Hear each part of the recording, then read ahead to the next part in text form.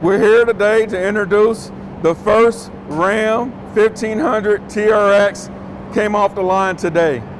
It is Motor Trend's Truck of the Year. This is the second truck at this facility, built at this facility, that has won that prestigious award. This plant has come a long way. So if you think about it, 3 or 4 years ago when we first launched the 1500 truck, it was the first truck ever built inside these 4 walls. This has been known mainly as a car facility, an auto facility. So to not only learn how to build a Ram truck, but also to master building a Ram truck, it's extremely proud for all of the entire membership here at this facility. It's just another example of how we all pull together to understand the importance of launching a vehicle.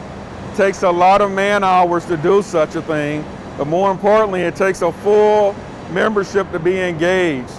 Not only to understand everything that comes along with the launch, but to actually put the vehicle together as well. So I think they're extremely proud to see and hear this vehicle come off the line.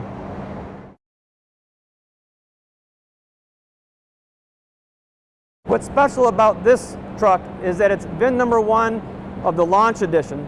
The Launch Edition has this special anvil colored paint, and it has an interior center console badge that shows and proves that it's VIN number 1, decorated in red versus normally it's black. And again, it's a limited production run that just celebrates the launch of the vehicle, and it's been met with just great enthusiasm, and it's sold out in less than 3 hours. So today is a very symbolic day of the first one coming off the line. The membership here at Sterling Heights Assembly Plant has just been outstanding, as witnessed by the quality awards we've been receiving.